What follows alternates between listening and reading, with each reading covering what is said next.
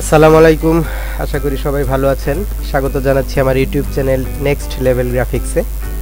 আজকে আমি আপনাদের সামনে ফান্ডামেন্টাল অফ ইলাস্ট্রেটরের আরও একটি নতুন ক্লাস নিয়ে হাজির হয়েছি। আজকের ক্লাসের বিষয় হচ্ছে পেন্সিল টুল। তো মূলত পেন্সিল টুলই থাকবে না, পেন্সিল টুলের মাঝখানে আরও যে আলাদা আলাদা 4টা টুল আছে, সর্বমোট 5টা পেন্সিল টুলের যে সর্বমোট 5টা গ্রুপ, 5টা টুল নিয়ে যে গ্রুপটা পেন্সিল টুলের, সেই 5টা টুলই আজকে আমি আপনাদের সামনে দেখাবো। শেপার টুল, পেন্সিল টুল, তারপর স্মুথ টুল, পাথ ইরেজার টুল, জয়েন্ট টুল। কথা না বাড়িয়ে চলুন তাহলে শুরু করি।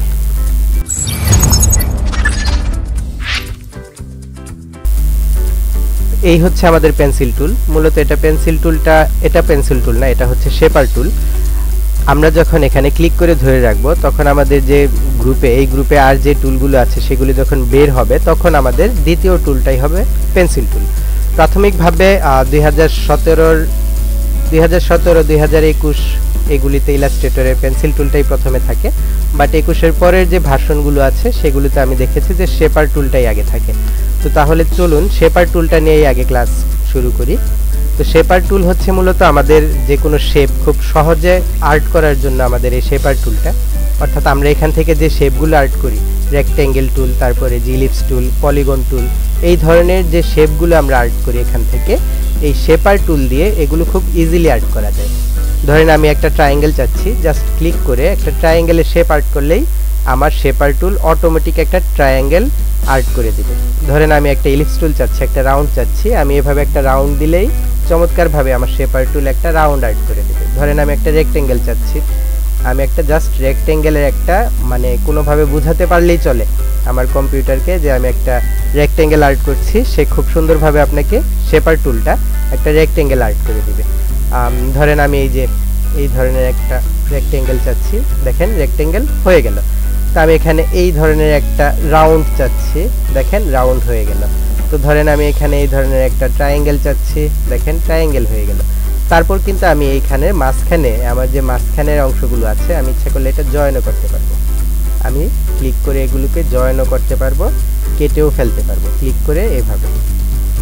করে ড্র্যাগ করলে এভাবে কেটে যাবে, জয়েন হয়ে যাবে। তো আশা করি শেপার টুলটা বুঝতে পেরেছেন। যদি শেপার টুল দিয়ে আপনি কাজ করতে খুব বেশি আপনার প্রবলেম হয়, যদি করতে না পারেন, তাহলে আমি আপনাদের সাজেস্ট করব যে আপনারা এই শেপ, আমরা বিভিন্ন ধরনের শেপ যেই টুলগুলি দিয়ে ক্রিয়েট করি, রেক্ট্যাঙ্গেল টুল, তারপর ইলিপস টুল, পলিগন টুল, এগুলি ইউজ করবেন। আর যদি আপনি খুব বেশি এক্সপার্ট হয়ে যান, মন চাইলে মন মতো শেপার টুলটা ইউজ করতে পারেন। এই ধরনের শেপ হবে। ধরেন আপনি পলিগন করতে চাচ্ছেন, এভাবে পলিগনের একটা আকৃতি করবেন। কম্পিউটার দেখেন আমি এটা বৃত্তর মতো হয়ে গেছে, কম্পিউটার আসলে বৃত্ত এটাকে বুঝেছে, বৃত্তর মতো হয়ে গেছে। আমি পলিগন করতে চাচ্ছি, আমার কম্পিউটারকে অর্থাৎ অ্যাডোবি ইলাস্ট্রেটরকে যদি আমি বুঝাতে পারি যে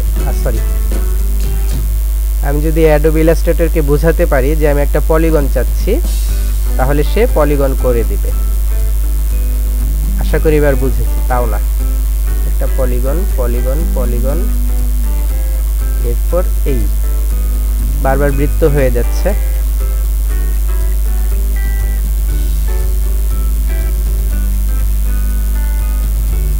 না, এটা আসলে পলিগনটা ধরছে না। আমি এটা দিয়ে পলিগন আরো অনেক আর্ট করেছি, এখন কেন হচ্ছে না বুঝলাম না। এই যে হয়ে গেছে, ওইটা এভাবে না নিয়ে এভাবে হয়েছে আর কি, মাথাটা উপর দিকে দেওয়ার পর হয়েছে। এই যে পলিগন, রাউন্ড, ইলিপস, আমরা আসলে এগুলি দিয়ে এই ধরনের শেপগুলো আর্ট করতে পারি, যেটা হচ্ছে আমার শেপার টুল। তারপরেই হচ্ছে আমার পেন্সিল টুল, যেটা আমি বলেছি যে 2017-21-এর পরের ভার্সনে পেন্সিল টুলটা দ্বিতীয়তে থাকে, বাট এর আগের যে ভার্সনগুলো আছে সেগুলোতে পেন্সিল টুলটাই আগে থাকে। তো পেন্সিল টুল দিয়ে আমরা কী করি, পেন্সিল টুল দিয়ে আমরা খুব সুন্দরভাবে যে কোনো বিষয় আর্ট করি। দাগানোর জন্য আমরা মূলত আমাদের খাতা কলমে পেন্সিলটা যেভাবে ইউজ করি, এখানেও ঠিক সেভাবেই আমরা পেন্সিলটা ইউজ করতে পারবো। ধরেন আপনি একটা পেন্সিল দিয়ে আকাশের মেঘ আঁকাতে চাচ্ছেন, তো এভাবে একটা আকাশের মেঘ আর্ট করে ফেলবেন।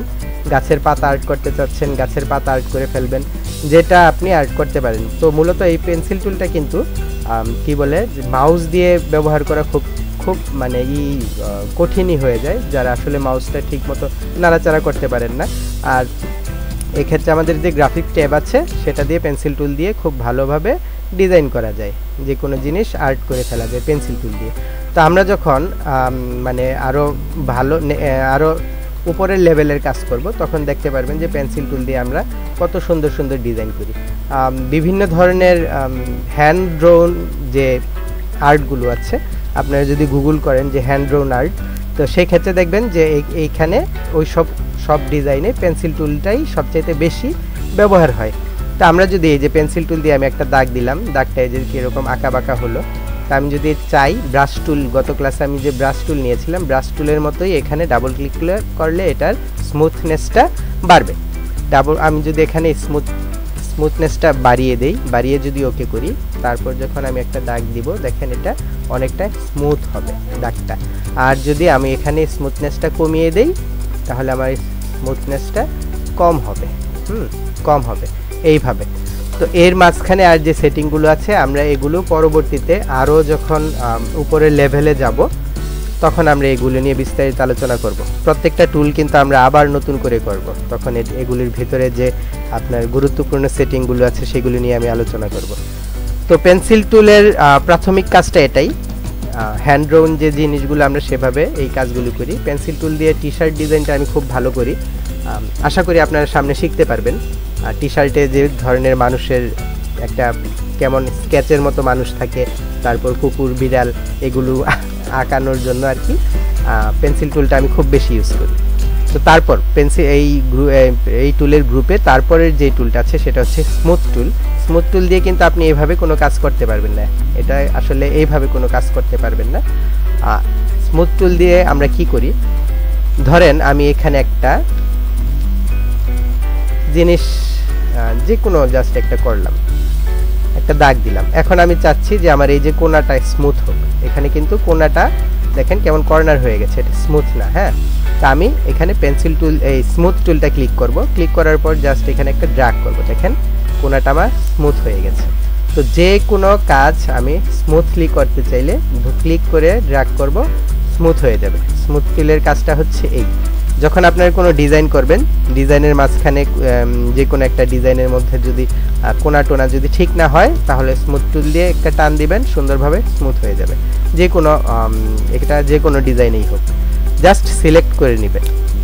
ধরেন এই যে আমি একটা রেক্টেঙ্গেল নিলাম, কর্নারটা আমি স্মুথ করতে চাচ্ছি, স্মুথ টুল দিয়ে ক্লিক করব, স্মুথ হয়ে যাবে। যদি এখানে খুব বেশি আমার ক্লিক করতে হবে, খুব বেশি ক্লিক করে টানাটানি করতে হবে।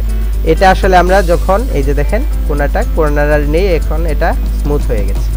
এটা যখন আমরা খুব বড় বড় কোনো ডিজাইন করি, কথার কথা আমি এখন পেন্সিল টুল দিয়ে একটু কাজ করছি। ধরেন আমি একটা আমের মতো একটা শেপ নিলাম, দুঃখিত, এটা এই যে ধরেন আমি আমের মতো এই শেপটাই নিলাম, পেন্সিল টুল দিয়ে আর্ট করলাম। এটার স্ট্রোকটা একটু বাড়াচ্ছি, এই যে দেখেন স্মুথ হয়নি। হ্যাঁ, এই সাইডগুলো স্মুথ হয়নি। আমি সিলেক্ট করব, স্মুথ টুলে যাব, গিয়ে এখান থেকে ক্লিক করে ড্র্যাগ করব, দেখেন স্মুথ হয়ে যাবে। আশা করি স্মুথ টুলের বিষয়টা ব্যবহারটা আপনারা বুঝতে পেরেছেন এবং এটার যে সৌন্দর্যটা আছে সেটাও বুঝতে পেরেছেন। তো তার পরবর্তীতে আমাদের যে টুলটা আছে সেটা হচ্ছে পাথ ইরেজার টুল। নাম দেখেই বুঝে গেছেন যেটা দিয়ে আমরা পাথ ইরেজ করি। এটার জন্য আমি জাস্ট বোঝানোর জন্য একটা শেপ নিলাম, একটা এলিপস টুল দিয়ে একটা রাউন্ড শেপ নিলাম, পাথ ইরেজার টুলে গেলাম। এখন আমি ক্লিক করে ড্র্যাগ করব, দেখবেন এখানে একটা অ্যাঙ্কর পয়েন্ট তৈরি হয়ে যাবে। এই যে দেখেন অ্যাঙ্কর পয়েন্ট এখানে তৈরি হয়ে গেছে, মানে এই যে দেখেন ভিতরে, এটা ভিতরের কন্ট্রোল ওয়াই দেন, দেখেন ভিতর দিয়ে যে পাথটা ছিল সেই পাথটা কিন্তু নেই, ইরেজ হয়ে গেছে। আমি যদি এটা ক্লিক করে করে এদিকে টানি টানি টানি টানি, দেখেন পাথগুলো কিন্তু ইরেজ হয়ে যাচ্ছে, পাথ ইরেজ হচ্ছে। হ্যাঁ, তো আবার কন্ট্রোল ওয়াই দিয়ে পাথ ইরেজ হচ্ছে, মানে পাশাপাশি স্ট্রোকটাও চলে যাচ্ছে। আপনাদের আমি বলেছি যে যেদিক দিয়ে পাথ থাকবে সেদিক দিয়ে আমরা স্ট্রোক দিতে পারবো, ডিজাইন করতে পারবো। বাট যেখানে পাথ নেই সেখানে কি করব, আপনার যে কোনো একটা পাথের যদি দরকার না পড়ে, এভাবে আপনি পাথ ইরেজার টুল দিয়ে সেই পাথটাকে ইরেজ করে ফেলবেন। আশা করি পাথ ইরেজার টুলের বিষয়টাও বুঝতে পেরেছেন। খুবই সংক্ষেপে বলছি, আপনারা একটু বাসায় ট্রাই করে দেখবেন বিভিন্ন পাথ কিভাবে আমরা ইরেজ করি। তারপরে যে টুলটা আছে এই গ্রুপে সেটা হচ্ছে আমার জয়েন্ট টুল। এটা খুবই গুরুত্বপূর্ণ এবং চমৎকার একটি টুল, জয়েন্ট টুল। আমরা এই টুলের কাজটা কি? এই টুলের কাজ করার আগে আমি একটা জিনিস আপনাদের দেখাচ্ছি। এই যে ধরেন আমি এখানে একটা লাইন টানলাম, এখানে আরেকটা লাইন নিলাম, ঠিক আছে? এখানে দেখেন যে দুটো লাইনের মাথা আছে, এখানে দুটো লাইনের কিন্তু এখানে মাথা আলাদা আলাদা আছে, এই দুটো কিন্তু একসাথে জয়েন হয়নি। তো আমি যদি এটাকে জয়েন করতে চাই, এর আগে আমি আপনাদেরকে কি শিখিয়েছি, যা শিখিয়েছি দেখেন খেয়াল করে, যে আমি চাচ্ছি যে এই এখানে একটা জয়েন হয়ে যাক। দুটোকে সিলেক্ট করেছি, শেপ বিল্ডার টুলে গেছি, অল্ট প্রেস করে এটা এবং এটা ক্লিক করেছি। তাহলে কি হয়েছে? আচ্ছা, আমি এটার ক্যাপটাকে, স্ট্রোকের ক্যাপটাকে বাট ক্যাপ করে দিই, তাহলে বুঝতে আরেকটু সুবিধা হবে। দেখেন এখানে কিন্তু এই যে একটা দুটো আলাদা আলাদা শেপ, তাই না? এই দুটোকে আমি আবার এক করলাম। এখন আবার এই একই কাজ আমি আপনাদের দেখাচ্ছি। এই একটা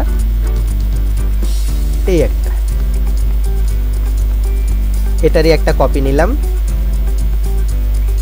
এখন আর একটু ভালো করে খেয়াল করেন, এই দুটোকে সিলেক্ট করলাম, শেপ বিল্ডার টুলে গেলাম, অল্ট প্রেস করে এখানে অল্ট প্রেস করে যখন আমার পাতটাকে লাল হলো ক্লিক করলাম, কেটে গেল, এখানে ক্লিক করলাম, কেটে গেল। তারপর ডাইরেক্ট সিলেকশন টুলে গেলাম, এই দুটো অ্যাঙ্কর পয়েন্ট সিলেক্ট করলাম, রাইট বাটন ক্লিক করলাম, জয়েন দিলাম, জয়েন হয়ে গেল।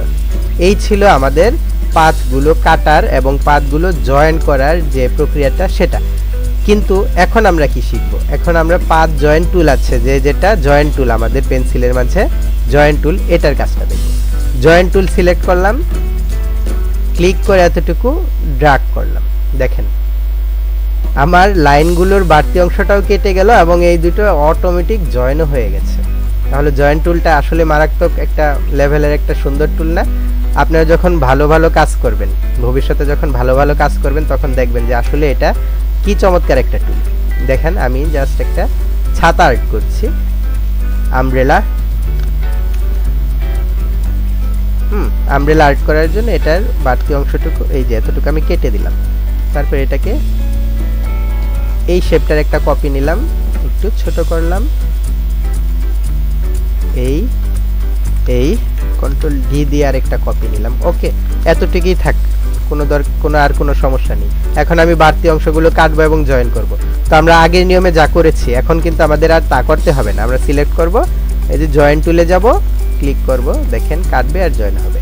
ক্লিক করে কাটবো, সরি আবার সিলেক্ট করে নেই, কাটবে এবং জয়েন হবে।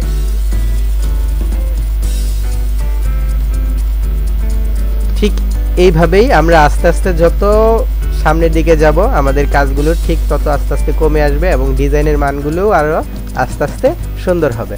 তো এই ছিল আজকে আমার ক্লাসের যে বিষয়বস্তু, শেপার টুল, পেন্সিল টুল, স্মুথ টুল, পাথ ইরেজার টুল এবং জয়েন্ট টুল।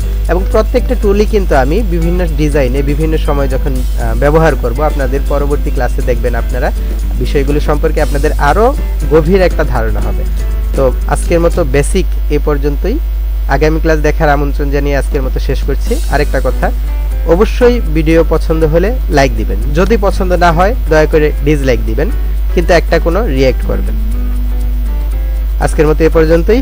পরবর্তী ক্লাস দেখার আমন্ত্রণ জানিয়ে শেষ করছি। আল্লাহ হাফেজ।